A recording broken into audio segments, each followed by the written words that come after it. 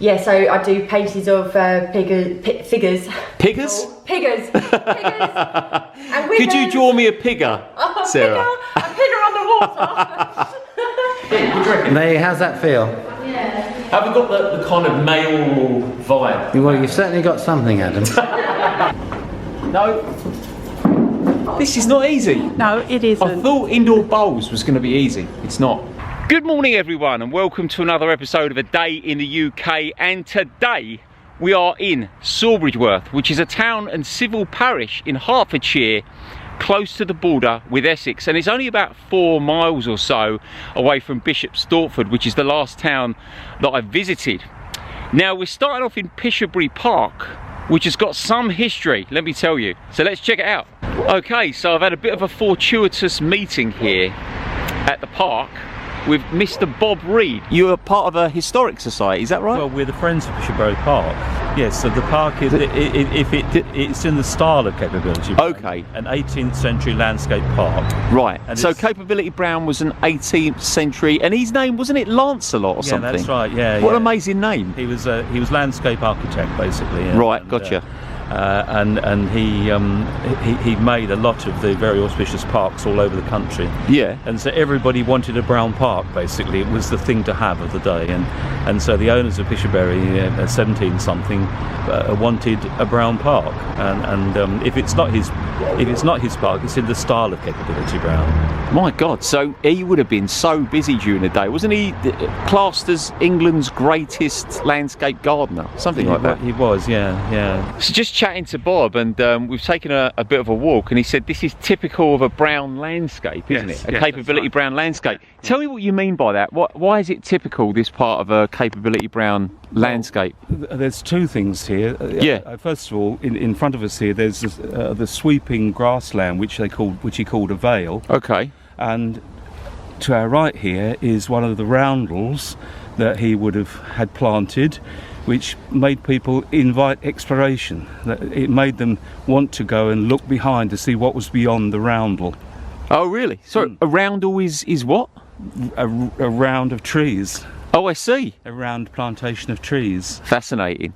So he was always thinking from the viewer's perspective then? Yeah, yes. Yeah, As he should do, yeah. He hated formality. He did not like formality in the landscape. Brilliant stuff. Thank you so much. Okay. Great to meet you. Good to meet you, yes. The medieval manor on this site was sold in 1534 to Henry VIII, who granted it to his queen, Anne Boleyn. And in 1585, Walter Mildmay, Chancellor of the Exchequer under Elizabeth I, built a new house called Pishiobury.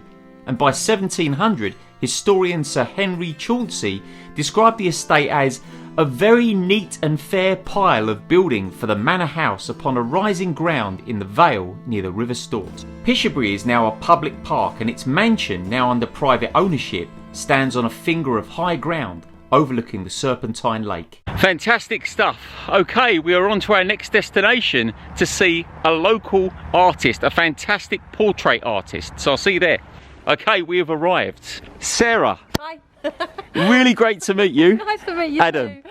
So, yeah, professionally, I work as an oil painter. Yeah. And, yeah, so I do paintings of figures. Piggers? Piggers. And Could you draw me a pigger, Sarah? A pigger on the water. This was the first one I did since before kids. Since before kids. Well, a few years ago, because I have worked since. What made you start oil painting figures underwater? 2003, I won a scholarship and I went over to Florence. And amazing. Florence is gorgeous. Yeah, oh God, it's beautiful. I went over there to study Da Vinci, and I came back with images, these amazing green images of like water paintings, water photos, which I turned into paintings. And yeah, just went from there. Do you think, like, people have an idea about artists, and I must admit, sometimes I think the same thing. Like, I probably do think the same as well. You have to be a little bit dark, or have some kind of dark psychology. Have you got a dark past? I guess everybody kind of has that. Yeah. But I've got now 3 children, and I don't know whether there was a sort of like shift when I had those 3 children, and that thing sort of, kind of, got less dark. Okay. Because I feel that I have this maternal kind of instinct to protect of anything dark against them. So I do think there has been some sort of shift, but certainly before children. Really? I think there probably was more darker sides. Was your earlier work similar to the Scream then? Like, is it Edvard Munch? Edvard Munch. Yeah. Just like that. Just like that. Exactly like that. Spot on. You were on Portrait Artist of the Year, is that right? Yes, just recently, a couple of weeks ago. How did you do? So I got through that heat. Yeah. And I don't know if you've seen Portrait Artist of the Year, but I have seen, yeah. It starts with... Is that Sky Atlantic? Sky Arts. Sky Arts. 72 or something like that. And then there's 9 heats, and then each 8 heats, and each heat has 9 people in it. Okay. So yeah, I've got through the first one, and then semi-finals is first week of December or second week of December. So, Second week of December. How are you feeling about it? All right. Yeah? Yeah. Were you confident in that? I only went in for it for a laugh in the first place. Did you? So I didn't expect anything from it. I certainly didn't expect to get through. Really? So when they said my name, I was like, oh, this is a pleasant surprise. Absolutely lovely to meet you. Thanks for inviting me to your studio. No, pleasure. Thank you for coming. And I look forward to seeing the winning episode. You take care, yeah? Thank you. Take care. Ta-da.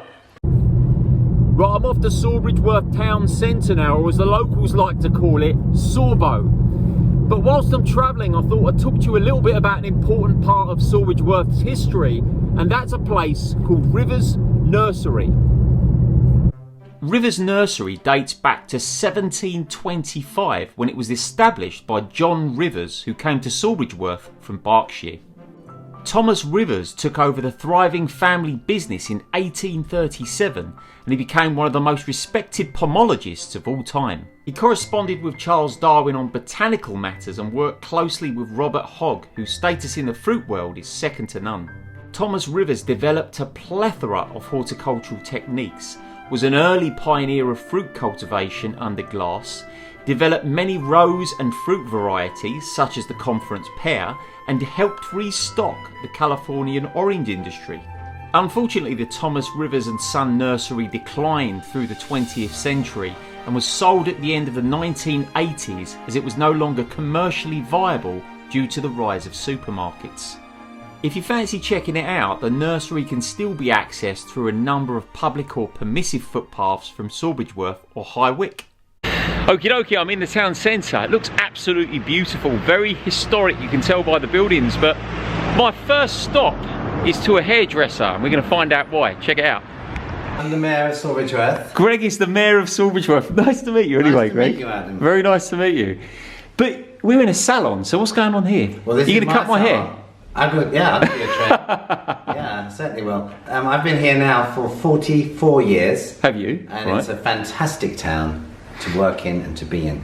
I love the fact that you actually cut hair here as well. Yeah. So you're the local mayor and the local hairdresser. That's it. Joey's the town manager. So we all agreed to meet at the salon. But Joe, what is a town manager? Town manager, what do? I put all the events in the town. Okay. You're part of the council? Yes. Should we just check out a bit of Sawbridgeworth? Why did you want to become the mayor? What was it that... Well, it's a great honour. I mean, it's a great honour to represent the council in the town. So we're going into the council offices. Mm-hmm. Hello. So we're in the council offices. Viv. Hello. Hey Viv. So, Adam. how you doing? This is Lisa and Laura. Well, you know what? You're not mucking around. This is a proper working council building, This is isn't the it? nerve centre of a big event about to take place. What about you? What is it in you as a person that brings you to this environment? Because you love Sawbridgeworth. Because we all love Sawbridgeworth. Really? Yeah, it's living here, working here. It's double whammy, isn't it? This is Greg's throne. So, Greg, is this your throne over here? It is, yeah.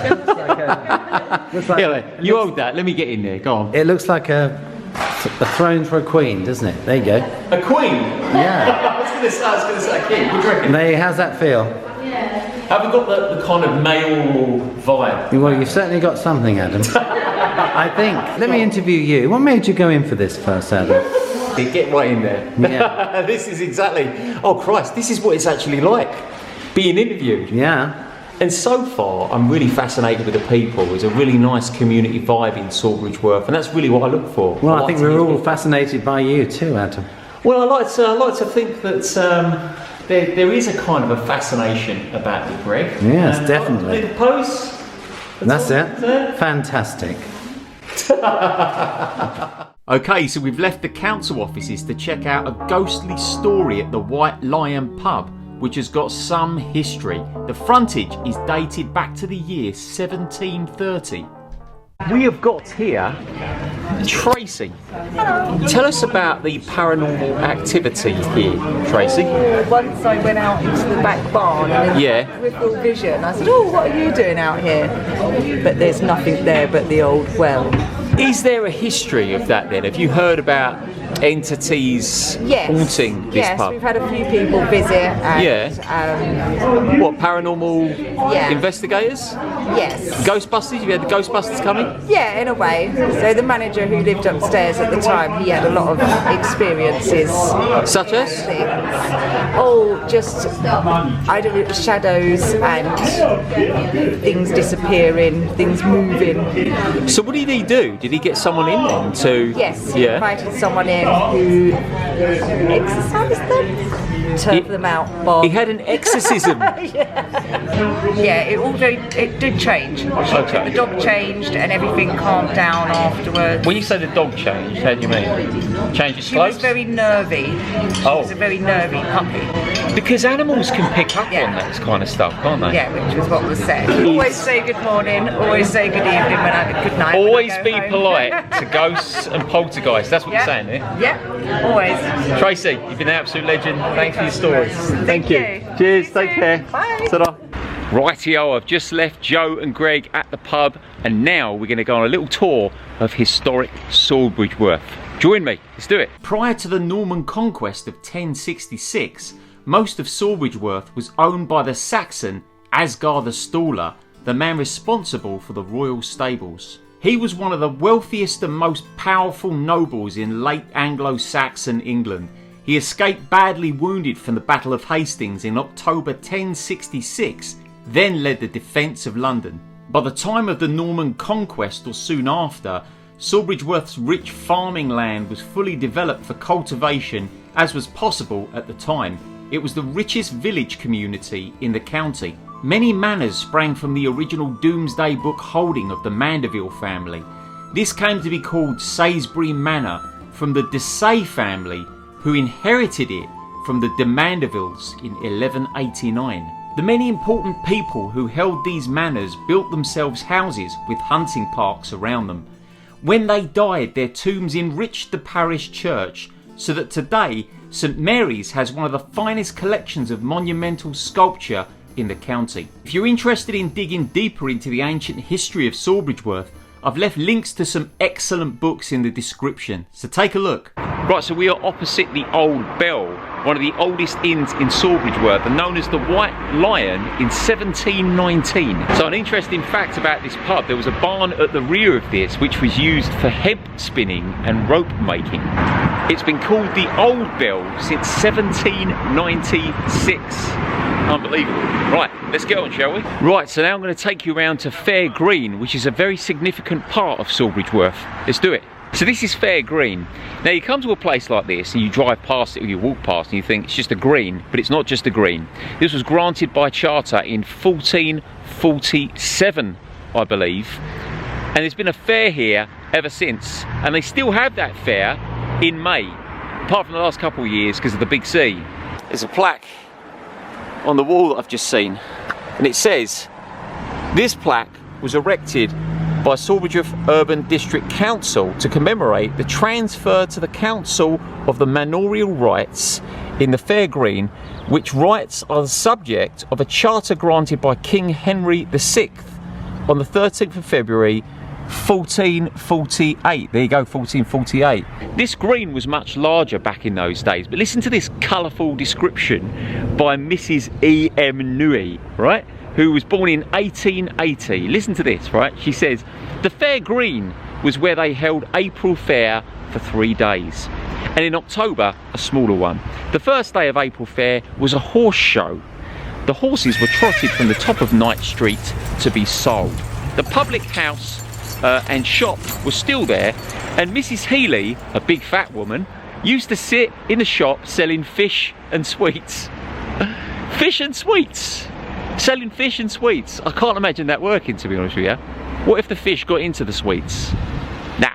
Of course the children could not go to school that day. Mrs. Cocton, who lived in Bell Street, made lovely treacle sweets and also sold prize packets, long sticks of licorice and sugar sticks, bags of sherbet with a licorice pipe at the end to draw the sherbet out, all for a farthing. I remember them. They still exist. Remember them? Made of like a paper packet. You had sherbet in this tube and then you drew it out with the licorice. Definitely one of my favourite sweets growing up. Loved it, absolutely loved it. I don't know if they still exist. Let me know if they do in the comments. What a lovely description. I'd love to meet her, but she's probably not around now, eh? Anyway, let's get on to the next destination. Let's do it. Right, let's talk about two very influential characters here on Knight Street, opposite the Forbert and Barnard Infant School. Set up in 1839 by George Forbert and John Barnard. They set it up to fund children and their education. Got some beautiful photos here to show you as well. But they were very significant, and even though there's a rich history in Sawbridgeworth, they really created the prosperity which came from the maltings not far from here that they set up, and it created a lot of wealth for Sawbridgeworth. Now, of course, the actual maltings operation from that period is long gone, but the buildings still remain in all their splendour. And they've been put to some great use. So if you go there now, you'll be met with some fantastic antique shops, eateries and other businesses. So it's definitely worth a visit. Okay, so we're on to our next stop on the journey, and we're here now. It's the Sawbridgeworth Memorial Hall. So let's check it out. Let's go inside, shall we? What's your name, sorry, lovely? My name's Pam. Pam. So you've been here since what date have you been? 1975. Wow. Yeah. I wasn't even born in 1975.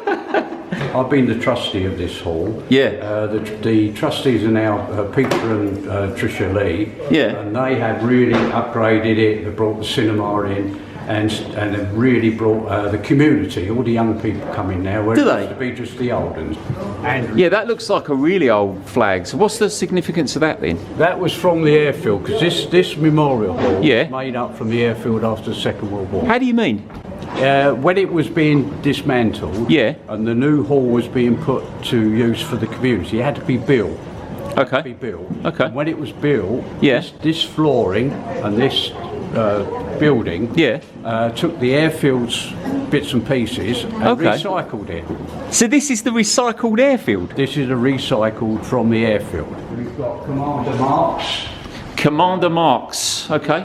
real hero of the war. He was born in Sawbridgeworth. Is this him? Is this Commander Marks? This is the guy. Okay. And what's this? There's a wreckage That is here. the crash when he fell in France. Pam and I went over to France to talk to the mayor. Did you? Got the picture back. Did you go to that area specifically to actually... Did you? Yes, we did. We were having a holiday in France anyway, but we went specifically to the village Yeah. to try and find the crash site. Really? Whether there was any memorial there. And we found the memorial, and we just wrote a little note, left it on the memorial, and then the mayor of that village, he replied to us, and he put us in touch with a young boy at the time Yeah. who'd witnessed the crash. No He way. was now an old man. And did you meet him? Yes, we did. What did he Yes, say? we did. He didn't speak very good English, and my French sort of isn't that not brilliant, but we managed. And he was so honoured that we'd actually gone and paid tribute. Of course he was. You know. And he and his brother looked out the bedroom window and saw that plane come down. No way. So that's why we were able to get the photograph, and we corresponded with him for a while afterwards, and then sadly he died. But, but it was a nice, tribute to that man. And the most important relic, which even people in Sawbridgeworth don't know, is this one here. Because when the hall was erected, that fragment is from the Houses of Parliament that were damaged in the war. This is the bowls. Can I have a go? Yeah. All right. Right, we'll stand on this mat. Right, okay, yep. Take one of these. Yes. All right, go on then. You've got to get it up the other end. It says women versus men. I am holding the camera, right? But my first go was terrible. Let me have another go. Right, here we go, everyone. I've done it again. No. This is not easy. No, it isn't. I thought indoor bowls was going to be easy. It's not. One more go. Fourth time lucky. Not quite so hard. Here we go. I think I've got it, everyone. Yeah. Yes. I mean, job Pam over here. Yeah, put right over there. It's fair to say that I'm not going to be a professional indoor bowlsman. What is it? Not until next Indoor year. bowls person? Indoor bowls? Whatever. See you later, everyone. Take care. Yeah, you too. Cheers. So if you're in the area, why not check out some of the clubs, classes and entertainment at the Memorial Hall? And give the indoor bowls a go. And if you manage to curve the ball past that middle block in less than 4 tries, feel free to mock me in the comments. Right, so hopefully it's given you some kind of historical context to the key people and experiences in Sawbridgeworth. I'm off to a cafe now because I'm starving and it's called Listed, so let's do it.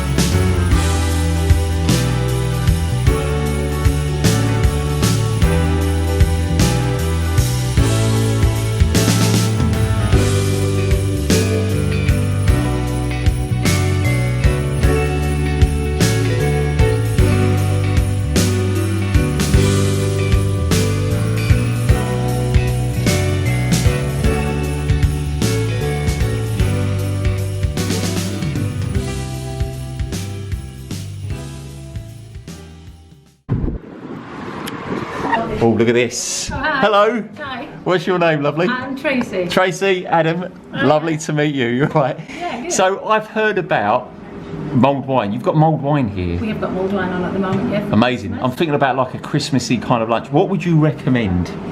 Okay, I would recommend a sourdough toasty because that's our speciality, the sourdough bread. And at the moment we've got turkey with pork stuffing and cranberry. What? I'll have that turkey sandwich, please. That'd be lovely. Yeah. Definitely some mulled wine. And I might even go for one of your lovely mince pies sure, and maybe a coffee after. We'll see how we go. Speciality coffee for sure. Amazing. Okay, you take a seat and we'll bring it over. Lovely. Cheers then.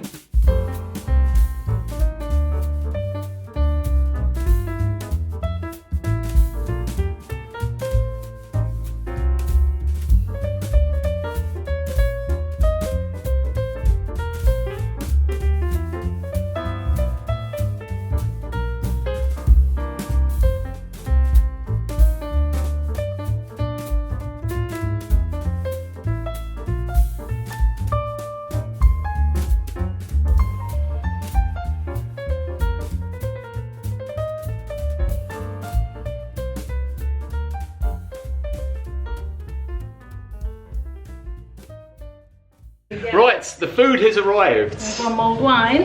Hello Tracy, you right? Hi there. Brilliant stuff. Look at this. Thanks very much Tracy, that's amazing. You're welcome, enjoy. Cheers, I look forward to this. Right, so we've got the mulled wine, we've got the turkey sandwich, the Christmas sandwich, we've got a lovely little mince pie.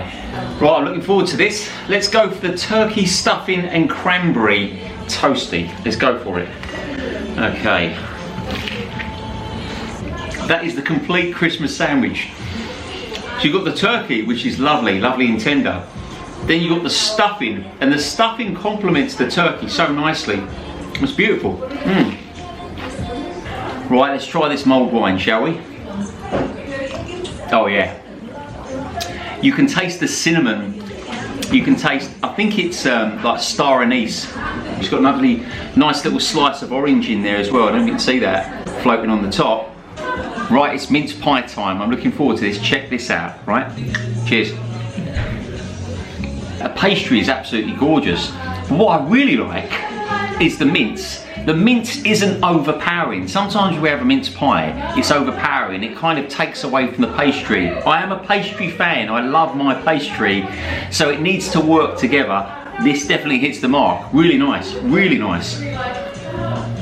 Now, I want to taste the coffee, because the coffee here is supposed to be incredible. And if you like a latte, I think you should Let's go for one. sample a latte. Let's go for a latte. Hello, mate. Hello, mate. Are you a local? Yeah, I live just down the road, just like 5 minutes away. How do you find the coffee and the food here? The coffee is the best I've had anyway. Right, so by Matt's standards, these coffees are amazing, so let's give it a try. That is fantastic. It's got a very, very strong taste without being bitter. Sometimes you have a strong coffee and you've got this real razor bitterness at the back of your tongue. It hasn't got that. It's got a strong roasted taste. And it's also got that creaminess as well.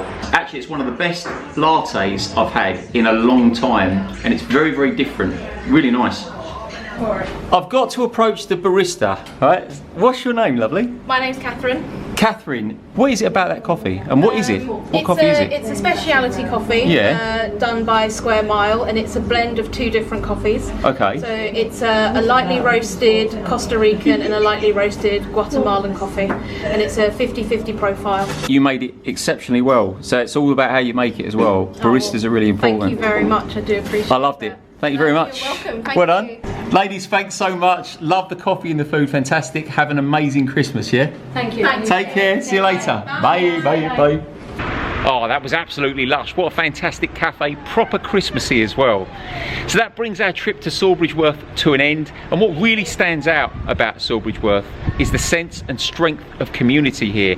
Everyone seems to know each other and they all help each other out as well. I've really enjoyed myself here. Don't forget to like and subscribe. I shall see you in the next video. Take care. Cheers.